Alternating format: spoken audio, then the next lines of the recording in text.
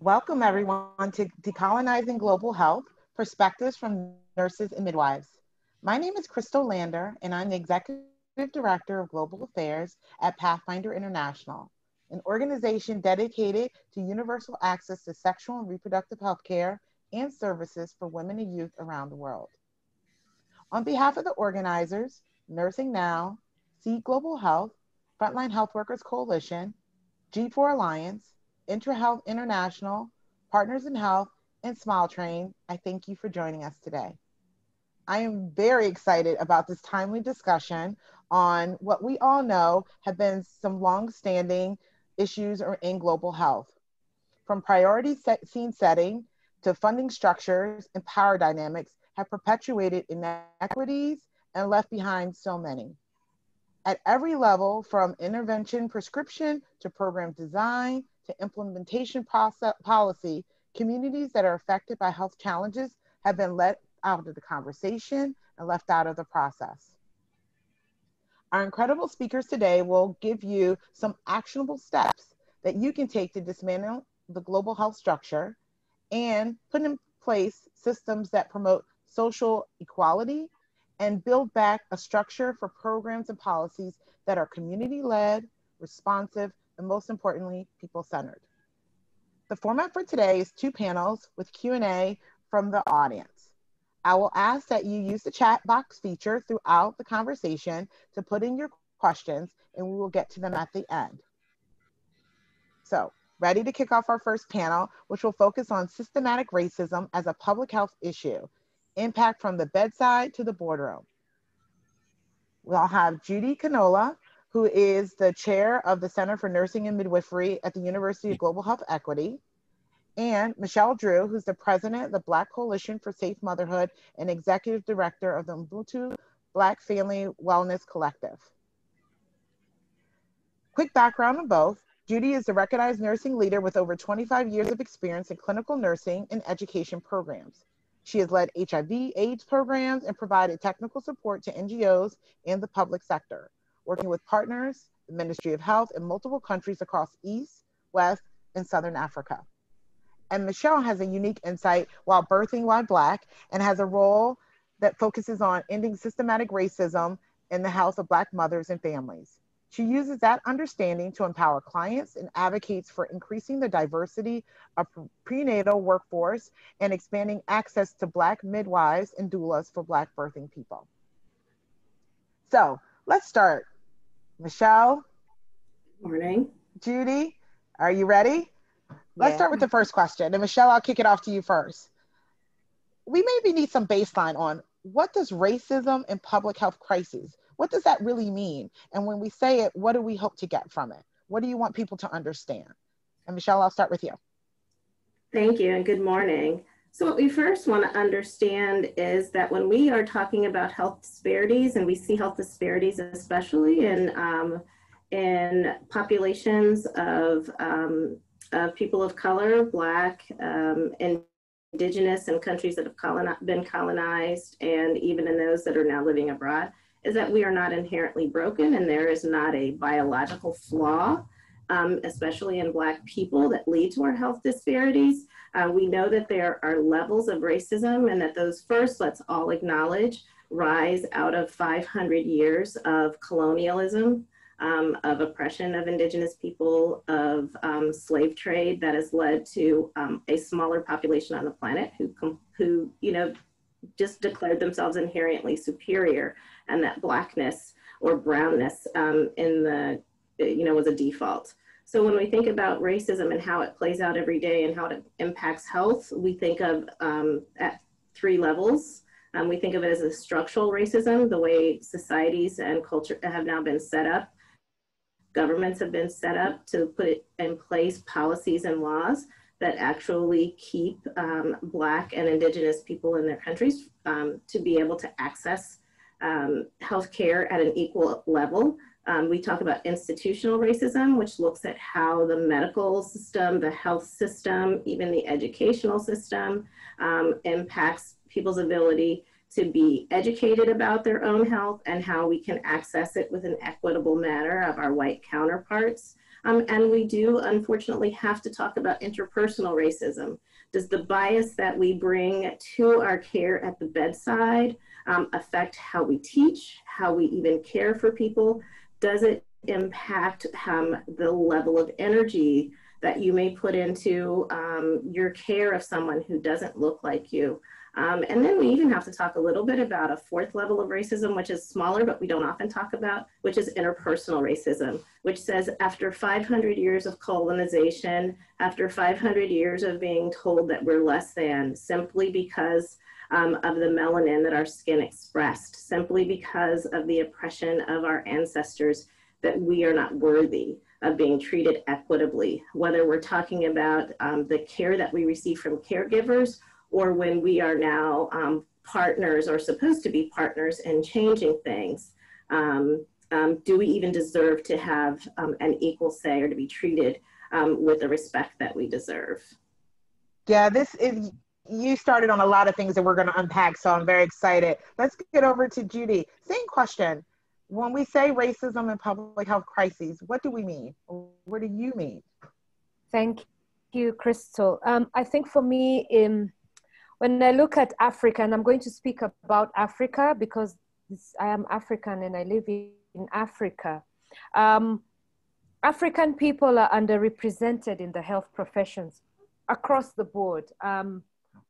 I believe the same is in the United States with Black people, like my fellow panelist has said.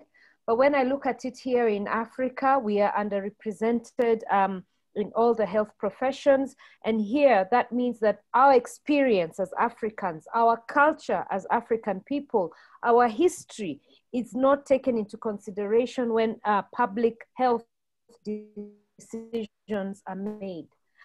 There is the feeling that the global North comes to be the savior of the global South, where mainly, I want to say it's old white men make decisions for Black people in Africa, Black women in Africa, Black children in Africa, without an understanding of the uniqueness of being an African, the environment that we're in, what it is that is inherent to our continent, the uniqueness and the challenges that we face.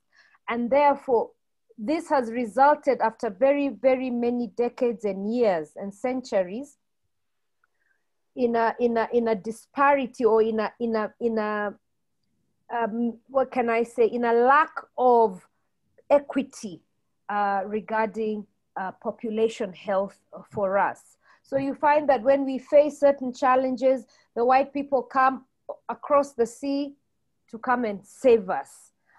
When programs are made, projects and implemented, still having that white savior inherently biased within to come and help these poor Africans, these Africans who cannot do this for themselves.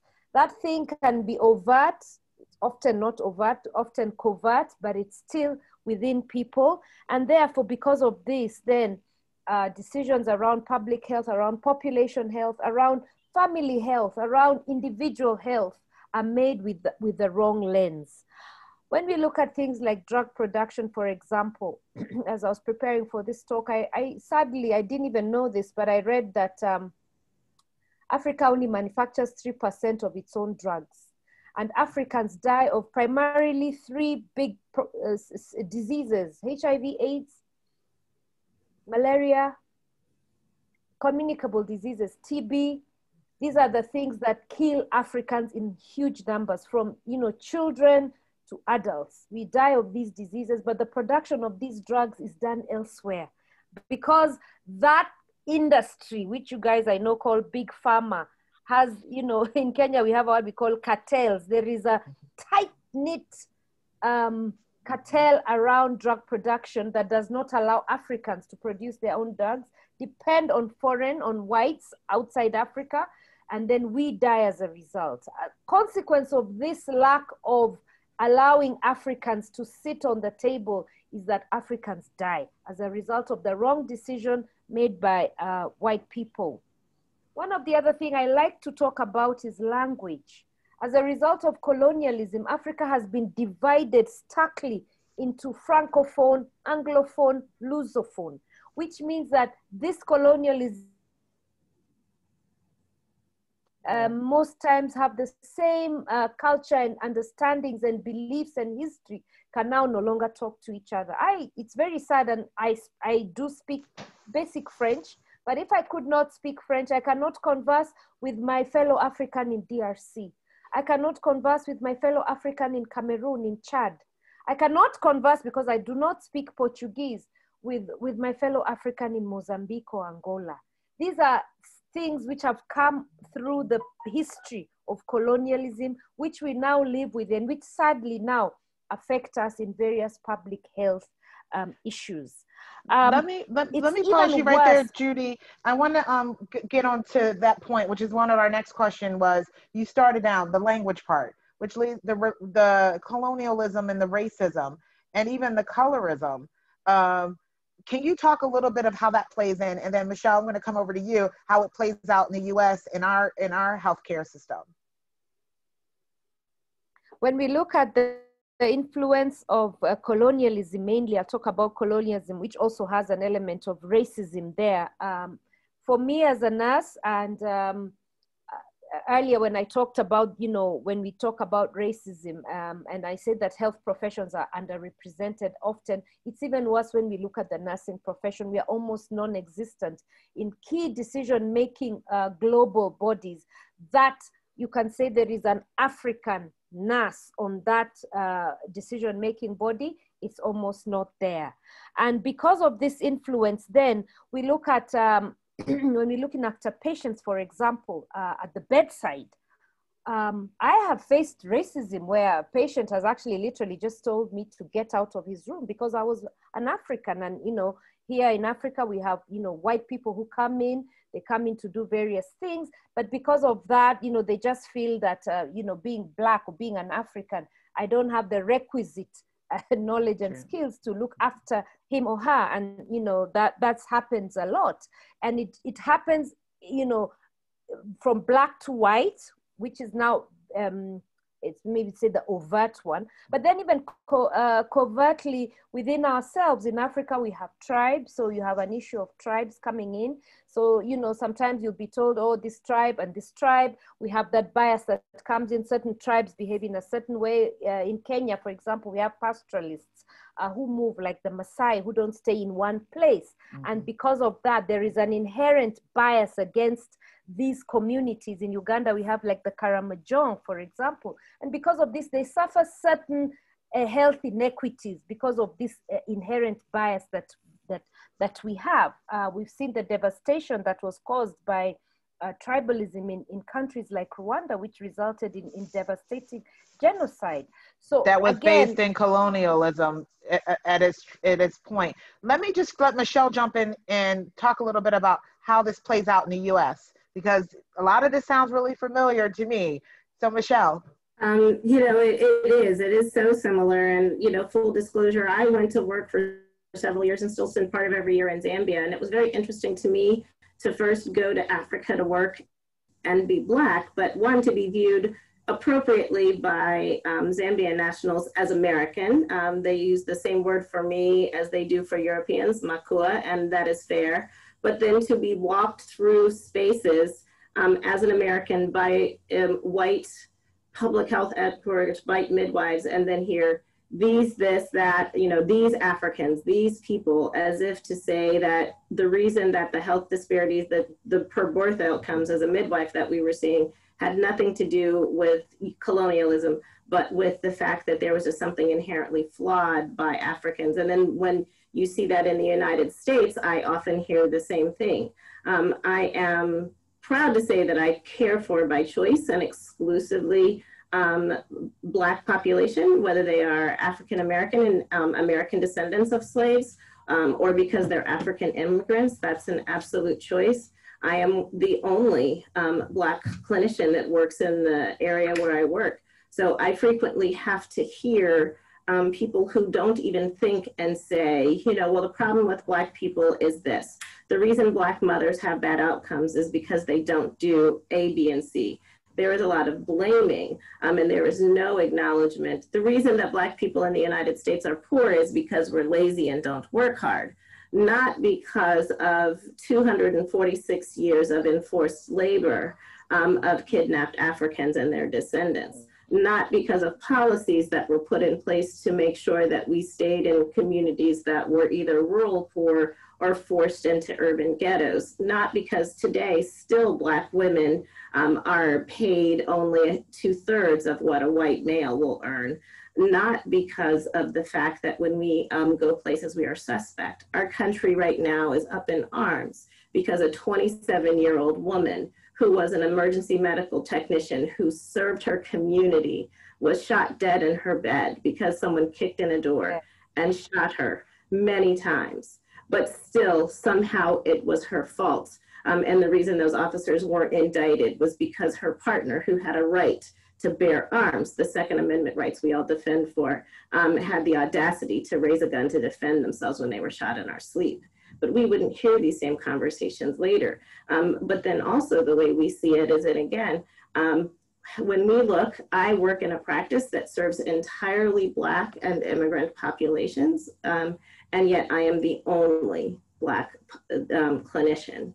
They are cared for entirely by white clinicians who know nothing of their lived experience, who have no idea of what the community is like, who are often, because our practice is set in a community that is populated entirely by poor and Black people in perhaps less than an ideal zip code. They come in, they park their cars, we have security to watch for them, and then they leave quickly. So they don't know us and who they are and who the community is. And then it plays out, and when we're talking about projects, whether they're quality improvement or community-based research, that we're trying to solve problems of health disparities, but we don't involve either Black researchers, because we say that there aren't enough of us, there aren't enough qualified people. The people who are most qualified to speak on the health disparities that are affecting Black and Indigenous Americans, for some reason, seem to be white people, mostly white men with masters in public health, or white women with PhDs in nursing. In fact, there aren't Black clinicians that should have any say in this conversation. And then even more appalling is that we don't include people within the Black community, within any community. Well, Michelle, you're getting into our final question before we go into the next panel, which is what can be done? How can global health decenter itself and allow for nuanced approaches to delivering real tangible impact? How can we frankly get better? And I'll start with you and with Judy. One, as an American who's worked in global health, I think we need to really rethink the way we do things. When we think of that boardroom table, there should never be someone who is not African at its head. We are there, we can be technical advisors, we can offer support. Firstly, one of the things that European and North American countries deserve and to do in every country that has benefited from the stripping of Africa is reparations. By all means, we should be putting money back into the African continent because every one of us live off of the benefits of 500 years of colonialism. But the person who is most qualified to speak on the needs of Africa and the needs of improving the health of Africa is Africans. We also need to simply acknowledge the damage that we have done to the continent. We have created a system where we've taken away people's language, we've taken away tribal ties, we've reduced people down to what language of their of the colonizer do they speak. And I think of that old expression, we can't be both your oppressor and your liberator at the same time. And it always has to be rooted in the desires of the community first. So solutions, a solution that's not based on a perceived need is worthless. So what does the community want? And then and then going from the bottom up, rather than coming in with solutions that I've developed in New York or London or Antwerp, and then from the bottom down, because those were always failed. And one thing that I learned, which is also very traditional, and I realized this in the time that I spent in Africa, that I really am thankful of their many traditions that were carried on through our ancestors. When I was a little girl, I was expected, if I walked into a room of elders, to literally sit at the feet of my grandmother and sit and be quiet and listen. One of the greetings that we learned, you know, in Swahili, when you're saying hello to someone respectful, that shikamo means I kneel at your feet. As outsiders who have no understanding of the culture, and to a certain extent bear the, you know, benefit from 500 years of oppression. It is time for us to kneel at the feet of our African knowledge-based, you know, knowledgeable elders and experts and say, what can we do? Not what we're going to do. Great. Judy, same question. Just like she has said so correctly, Michelle, you've said it so well. Nothing for us without us. I'm here looking precisely because I'm a nurse. We need to sit at tables where decisions for nursing are made. We need nurses on those tables. When decisions for African nursing is made, then we need African nurses. And nursing now for me has just been such a wonderful, powerful movement, even here in Africa, to see the wave that the nursing now has brought. And I think moving forward, some of these things are conversations that then need to continue. I'm glad that we've started the conversation, because then that's the start of the resolution to the problem, that we can sit, even have a webinar like this on a Friday afternoon to talk about things that are not easy, that are hard, is already a step in the right direction. We need to make sure where decisions are made that we have Africans, that we have women, because again, you can be an African and then the African man makes a decision for the African woman. I don't agree with that. So we need the African woman to be there to talk about things that are related to her as an African woman. We need to listen to each other.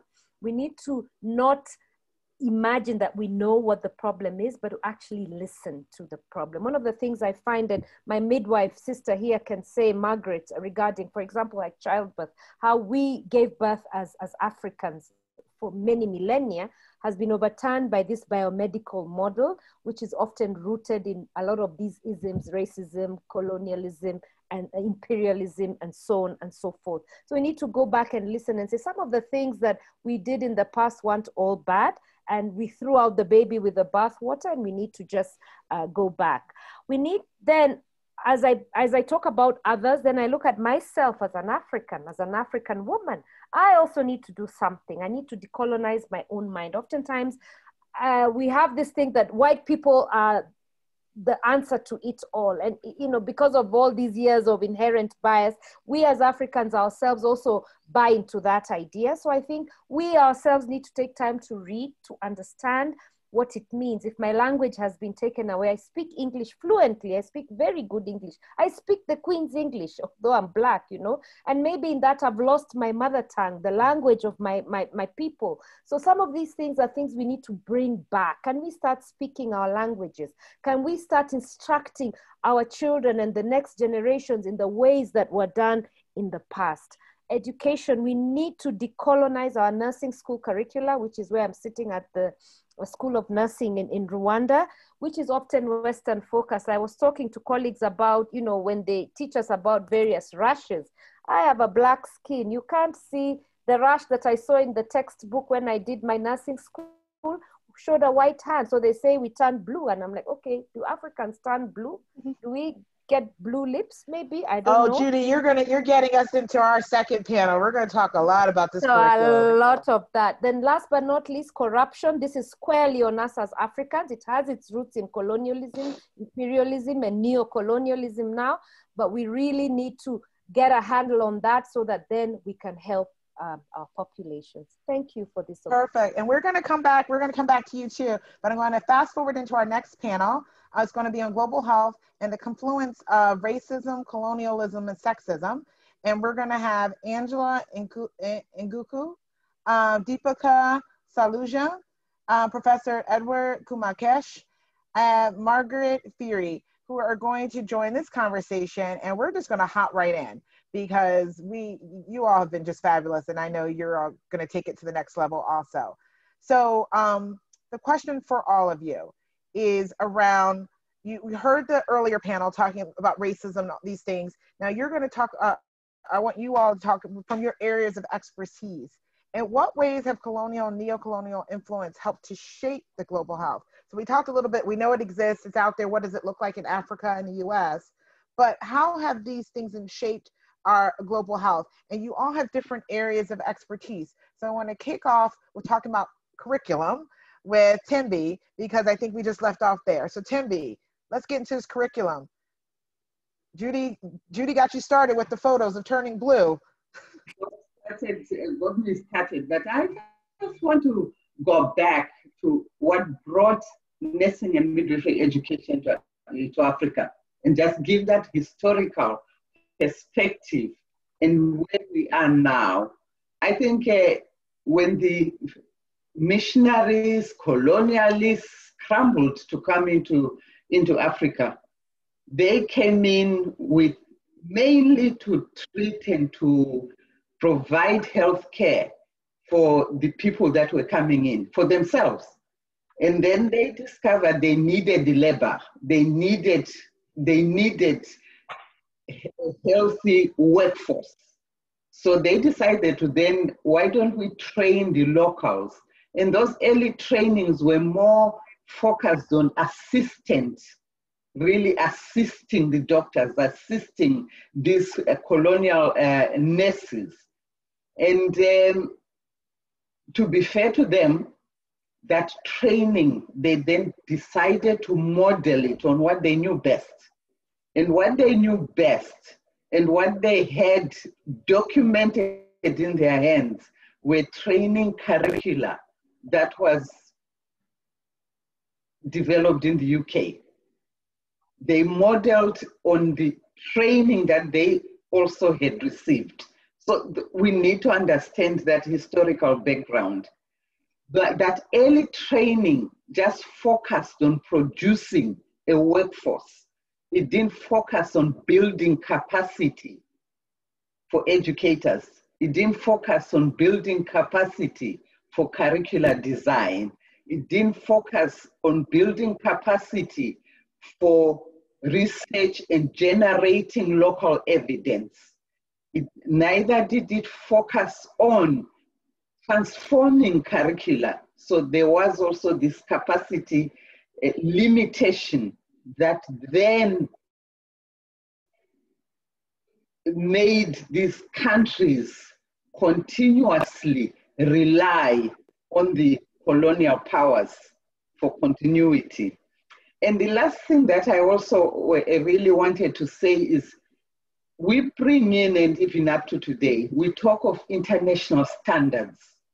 We talk of evidence-based. And when you look at where that evidence is generated and what international standards may mean and where those international standards are developed, they're very often developed far away from where they are being applied in very different social, cultural contexts in the various countries where they are being applied. So what we find is what I found. I trained in the UK as a nurse. I went back to Zimbabwe, which was my country, which is one of the fairly new countries to come out of colonialism. And just traveling around in the continent and reviewing curricula, for instance, to integrate things like family planning, HIV and AIDS in that curricula, what I found very, very remarkable was the similarity of the curriculum content between what I had been trained in my training in Scotland and what I was finding in these countries, except mine didn't have malaria. It didn't have all the tropical conditions you need. And everything in there. So what colonialism and neocolonialism has really perpetuated is curricula that is very much designed on the colonial lines and guidelines. For as long as we are adhering to that, we will continue to have this curricula or training that is completely not aligned with the health needs of the population the graduates from these training schools are supposed to be serving. And I think that there are changes going on, there is transformation going on, but I think for me, it's progress a little bit too slow.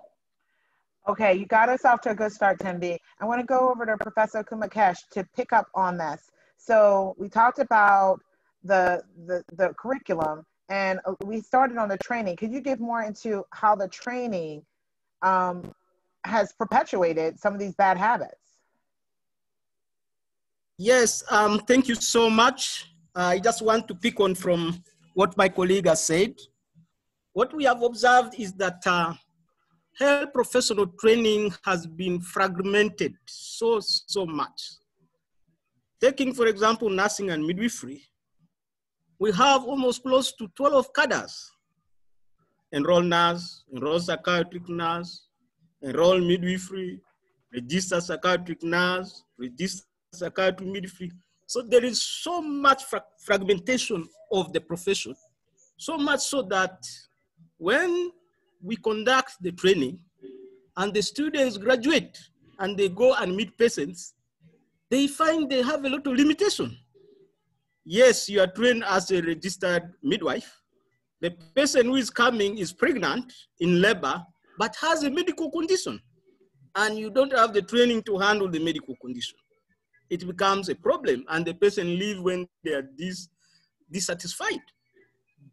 Similarly, there is the training, because it is single discipline, our governments have been devaluing and paying the nurses, the healthcare workers very low, because they would equate this training to the level of a support staff, a technician or a support staff, a certificate. The highest has been actually a diploma. So we could not compete with other professions whose training were valued at a degree level or at a master's level or at a PhD level. So the fragmentation of the training, making it so small, making it so short, in the end was valued very low. Nurses and midwives were receiving very low salaries because of these single-stranded and so much fragmented training in healthcare training. Another aspect I wanted to bring up is the issue of the books and the textbooks that we use for training. As alluded to by the previous speaker, most of the textbooks that we use are foreign. Take, for example, Margaret Miles for training midwives. And indeed true, when we are training the students using these textbooks and literature, we come across various sessions that are not culturally appropriate.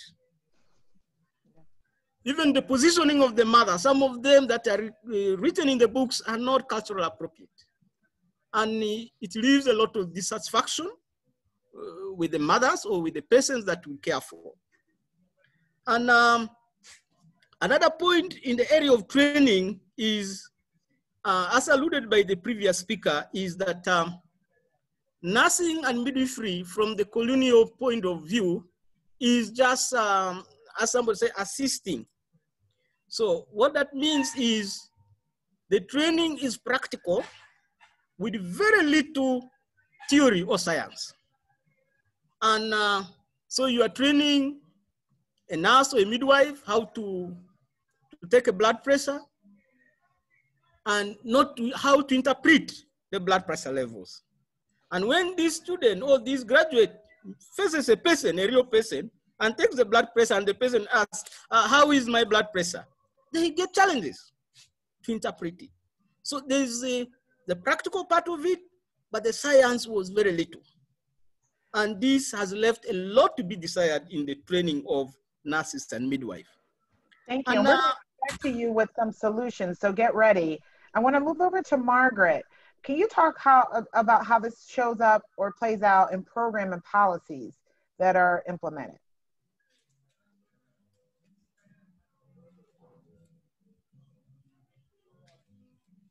Margaret, you still with us? You're on mute. Sorry. That's okay. Thanks, Christian. So, yes.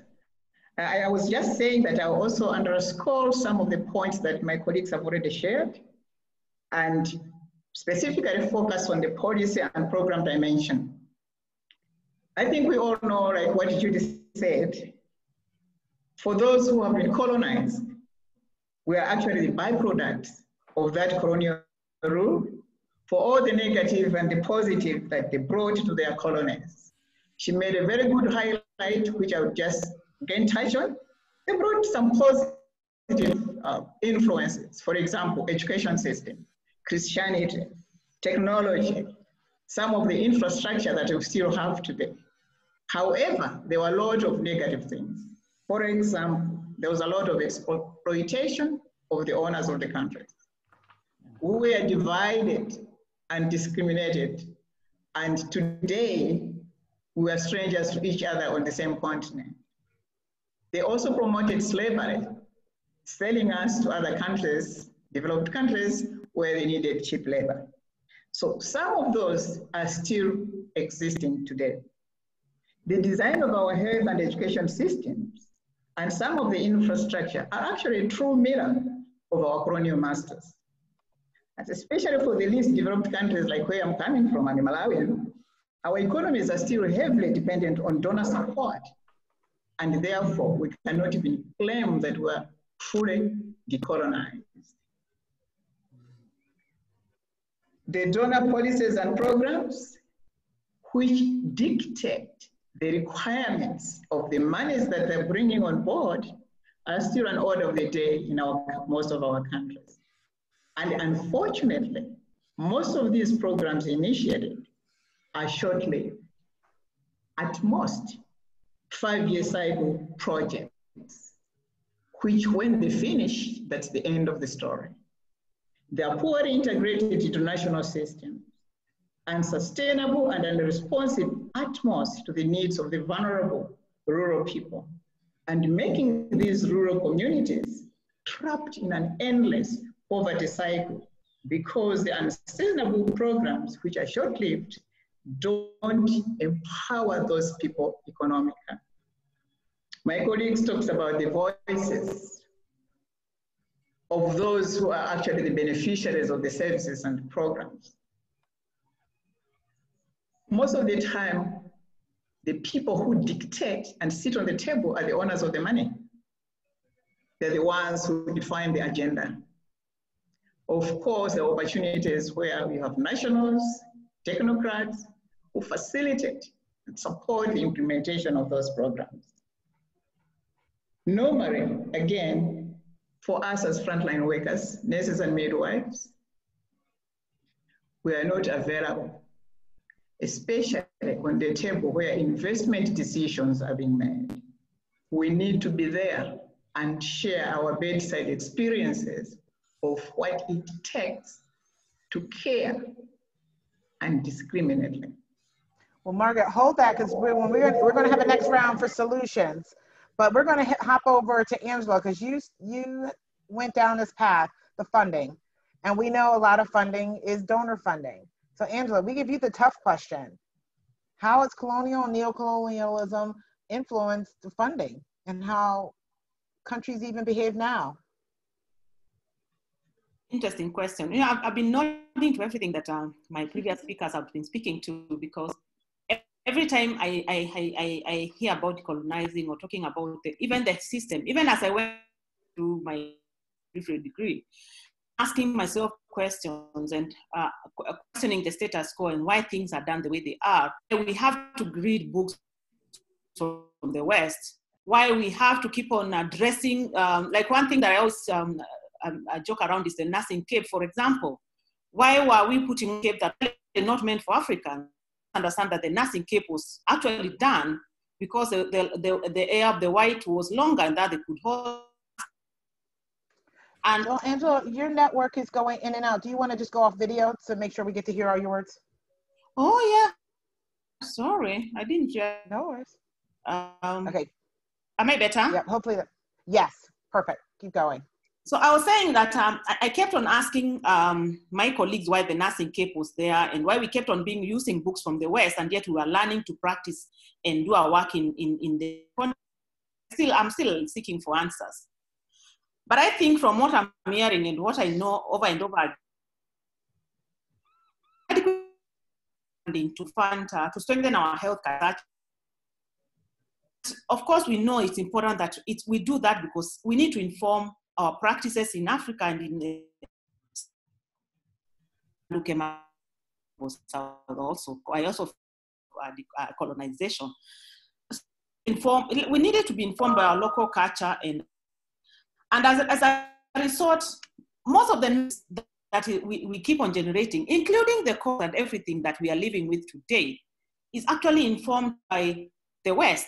They're still informed by the West. So the question lies, so why are we allowing all the time, why are supposed to, dictating how health should look like, or how practice, nursing and midwifery practice should, and patient care in health, yet our beliefs, our everything are different. So I am loving this conversation because it keeps on getting into my head each and every. I'm glad that now we are having this conversation. While still, Crystal, the fact that we have few health workers, every number of forums, we talk about having less nurses, less midwives, but we still have more advertising for us to go to the. And every time thinking about, then why don't we invest in nurses and midwives being trained in Africa, so that when they are going to the West, at least there's enough for Africa. So I see another model of colonization that way, because we are training, but there's a lot of attrition to the West. And there's less and less domestic coming to actually build the systems to train more health workers in the South. More to our mindsets need to be remodeled.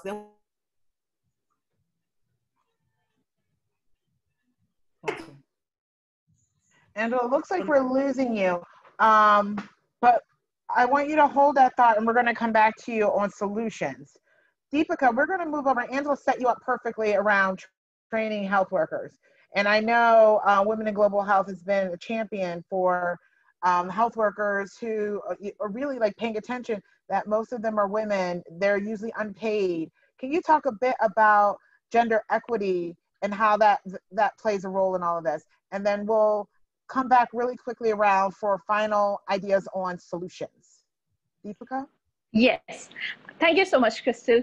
Very, very critical question. So if I reflect on the gender inequality, it has actually long been hidden in the official statistics that do not record women's unpaid work, and it clusters women into lower status and lower paid positions. Gender inequality is hardwired into the health and social workforce, and we didn't see earlier so many women in critical occupations within the health and social workforce, so we didn't have many role models. And if we look at the global health workforce statistics, we see 70% of the healthcare is being delivered by women. And if we go up the ladder, we see the leadership positions, less than 25% are being occupied by women. And if we look at the nursing statistics, we see that approximately 90% of the nurses across the world, according to this 2020 State of the World Nursing report, that 90% of the females across the world are females and underrepresented in all the leadership positions. And as Angela was saying, based on the data from 86 countries, approximately 13 to 14% of the nurses who were born or trained in a country other than the one in which they're currently practicing. So we're still, following and consciously or subconsciously carrying forward the legacies of health system built in high-income countries, with our conditioning of seeing science and research and legitimacy through the narrow boxes of natural sciences and quantitative approaches. We are ignoring the multiple lived realities of people on the ground in different context. And there's value and legitimacy in the indigenous knowledge, ideas, and experiences. And we need to give space, particularly leadership space, to these people to lead and drive their own agenda. So we are seeing these changes, but slowly. And at Women in Global Health, we use gender transformative leadership as our guiding principle. Our way of challenging power and privilege in global health spaces. And we are advocating for programs and policies which include people from all genders and from different geographical regions. And also we have 23 plus country chapters in the pipeline who are joining the WGH movement, and 40% of them are from lower and middle income countries. And we intentionally are making a conscious effort to increase that percentage with the target of, say, 70% within the next 5 years. So yeah, we are onto it. The progress is slow, but yeah, very soon, slowly we'll be there. Perfect. And you already, you already started answering. So I'm going to come back around and I'm start with you, Deepika, and then Angela, over to you. Solution. What do you think is the solution, or what does a decolonized look at global health really look like? What should we do? Everybody gets one thing to say. What will we do? Should we do? What I'm here trying to say is that decolonizing is where the interests and agenda and objectives of the people who are affected by it are actually shaping it. It is about breaking those power hierarchies and making space for people from these contexts at the decision-making table. You know, when we talk about women leaders in global health, how often do we refer to local women leaders or community leaders in these discussions or spaces? It is about recognizing local leadership as leadership and building it and nurturing it and supporting it. And this is what we at WGH India chapter are aiming to do through our dialogue series, is that we recognize the value and significant contribution that our nurses and midwives and so many other frontline health workers are making by leading efforts at the community level. So we recognize their contribution and we facilitate the process of amplifying their contributions and bringing forth their voices and bringing them together to contribute in the decision-making process. That is, I think, what it is their agenda, and they need to drive it. So making for example, the grassroots organizations sit on the same table as that of donor agencies or government officials is what I think a step towards facilitating that process. So our attempt is actually to highlight and advocate for this. Great. Angela, what does it look like? How can we fix it? What would be your first step? I think the first step is to appreciate that there has been a problem. Am I clear now? Yes, yes. Yep. I think the first step is to appreciate that there has been a problem, and this problem has been perpetuated from the colonial days, and to appreciate that even the way the system has been set up with a colonial mindset. And once we start from there, we really need to break the current system. We need to start from a foundation where we have a clean slate. We have a starting point where all voices are on the table. All the different inequalities are actually being completely, honestly disorganized. And then we start from a point of we are not at the same place, because one aspect of the global south was, and as such resources need to be invested, that I almost want to say like almost payback, repatriation of what was taken away, instead of keeping on picking the little that Africa is trying to generate of the bigger global south and taking it away, appreciating that those power imbalances created because of the resources which originally came from Africa and the workforce. And then from that point in time, allowing everybody to sit on the table and appreciating that different cultures, different education system, none is really superior than the other. Then we start from that point of view and then try now and democratize or make everything, because our culture is different, our ideologies are different, our knowledge is different. Doesn't mean that it's inferior, but it's different. And appreciating that point in time. And when it comes to resourcing and all that and funding, we need to, everybody on the table needs to appreciate that we have been having a perpetual problem for many, many years, and that needs to be, we need to reach a point of equity before we can even reach a point where we can now move and start saying, no, we are at par. If you are taking away health workers from Africa, for example, please invest in more being trained in Africa. Don't keep on taking away that has been trained because we are paying better, and you are paying better because our governments, our systems are the way they are. You took away the resources. So please invest in more some, and then don't come back and say we have less health workers. So let us give you funding, which is tokenistic at the end of the day, that is not defined by the needs of the population, but by your own needs, because you want to be on the headlines to say that, oh, we funded this number of health workers, and so this is happening. Can we just come out clean? Can we be open enough to say there has been a problem? We have been part of the problem, but we are willing to be part of the solution. Not those tokenistic models of working that are not really going to help anyone. You take away health workers, invest in training more, and then we can have a balance. Yeah. Thank so that's you, my Angela. take when it comes to that.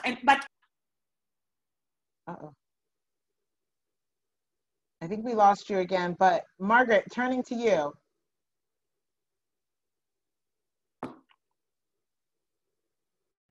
Thank you. I think decolonization of global health can be done, and it will.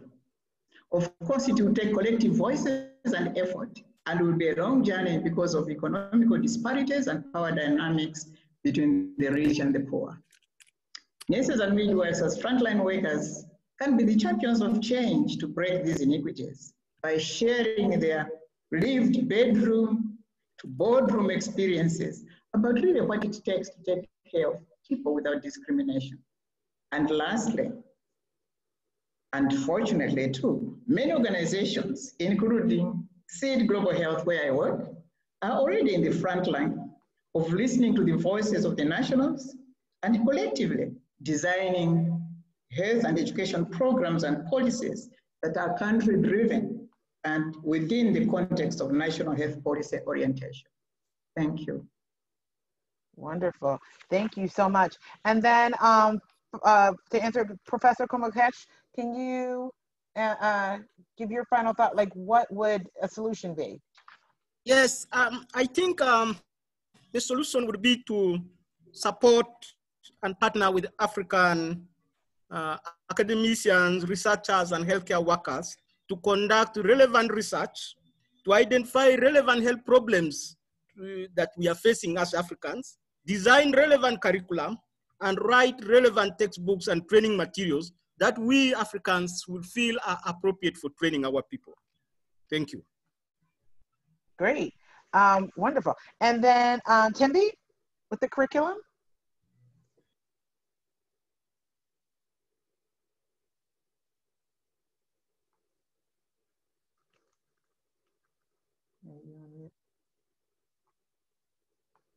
The legacies of colonialism include racism, include gender disparities or gender inequalities based on gender, given that almost 2/3 of the health workforce is women. And 90% of the nurses and midwives are women. We must also acknowledge the power dynamics that is driven by resources that make those of us that work, for instance, in the international NGO sector, believe we want to do good, we want to help the poor developing countries. And I think it's going to take a mindset, a shift in mindset and a shift in our thinking.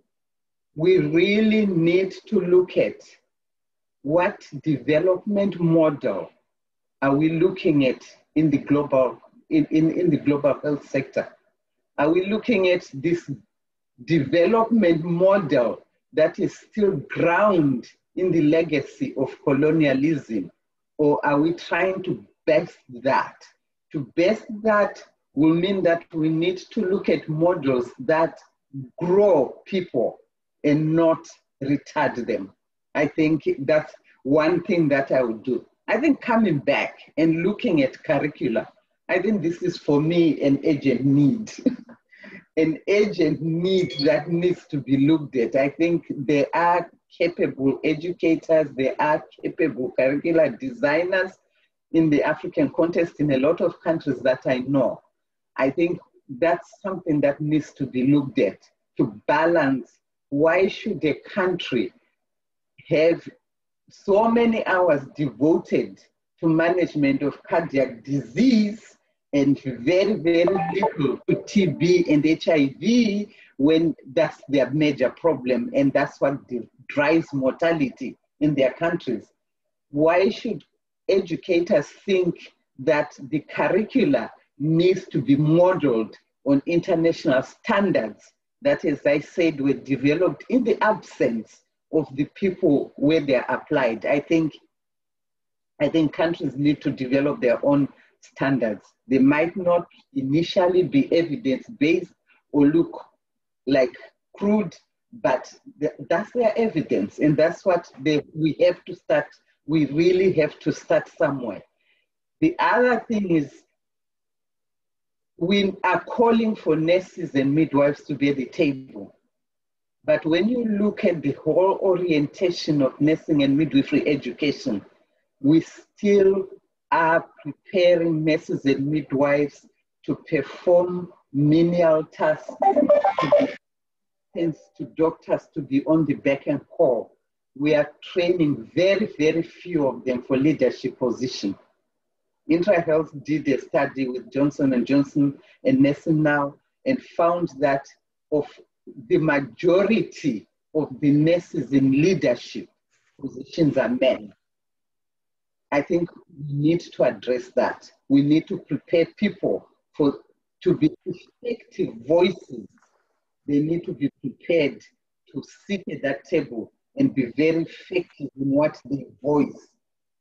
I think going back to curricula, and we need to address the gender issues and gender dynamics in nursing and midwifery education.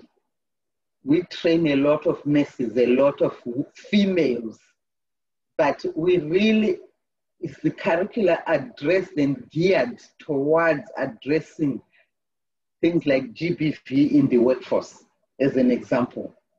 Things like the gender disparities and gender inequalities or gender transformation that comes with being a health worker, being a female health worker, and being ready to play the role in transforming global health and making those meaningful contributions.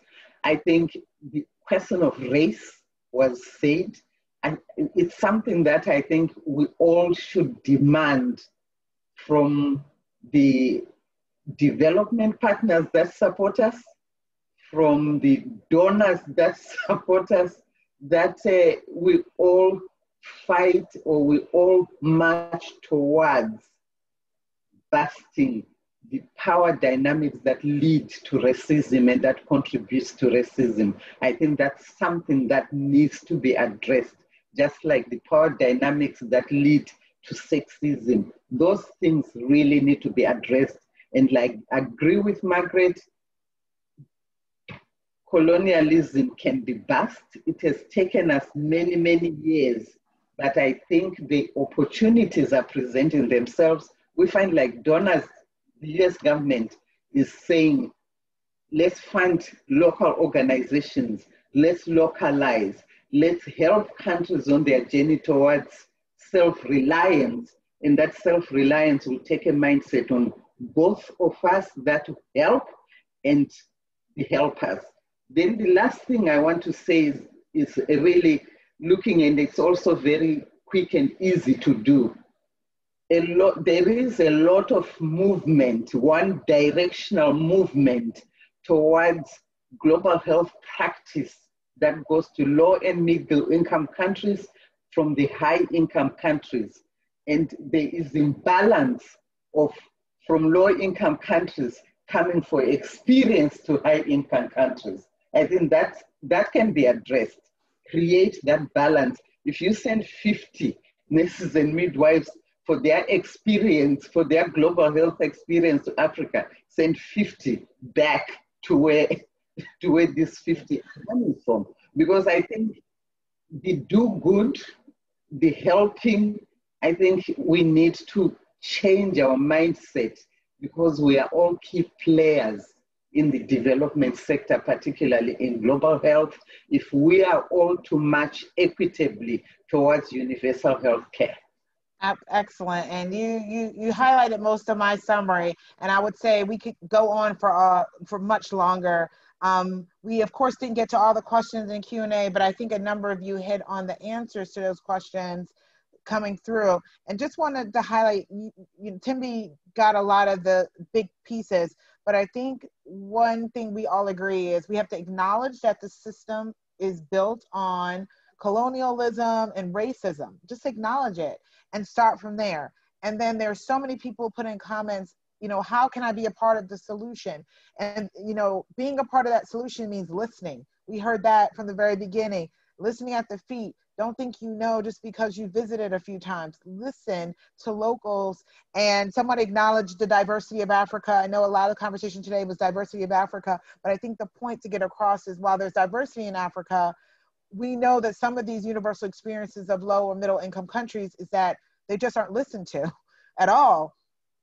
We share a lot, but you have to listen to local context. And if you have locals there at the table to talk about funding, including domestic resources, Eric, I saw your comment there. We still have to talk about domestic resources. You can't have someone pay for everything and then try to control it. We need to, put our own money into this agenda, but we're doing better with being a part, inviting more people to the table, but we're starting too far at the other end. So if you're inviting people to the table once, the food is cooked, doesn't really help them contribute to dinner.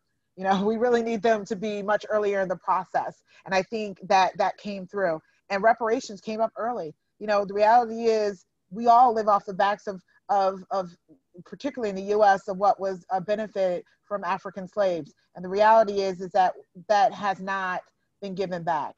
And so we need to think about what does that reparations really look like. And I think it came up so often in, so many times from all the speakers is around the training and curriculum. It impacts us on what we look like. If you're not seen in the photos, we know that from gender, then you don't see yourself. That means the next generation of children don't see themselves in the medical books. They don't see themselves in the hospitals, and they don't see themselves in the clinics. Therefore, they don't see those as careers that they want to do. And we know that that's a really big part of it. And then the training has to be, look at those books, and the training has to be local. It has to be based in, even the photos, even all those things make an impact on whether or not we really can treat illnesses. Because if you say, you turn blue when this happens and you never seen anybody turn blue, you don't think, someone is choking or whatever it is. So we really have to realize that all of those pieces matter. The partners, this has been such a tremendous, personally, I am so honored to have been the moderator here. I just ask that you do this again, because the conversation was so rich and we couldn't even get to all of the questions here. We're getting more and more in. So I will say thank you so much to all of the speakers. We've so appreciated your time, energy, and effort. Thanks to all the attendees who hung in with us a little as we went over time. I think you all agree, and I can see from your comments that you appreciated having this conversation, and we want to have it more. And I think the more we talk, the more we can get better. We can get to a solution. I agree. So thank you so much, and virtual claps to all of you. Thank you. Thank you. And by the way, midwifery and medicine were both originated in Africa. Go, Michelle, with our final tidbit. I love it. Thank you very much, Crystal. Thank you. Thank you. Thank you.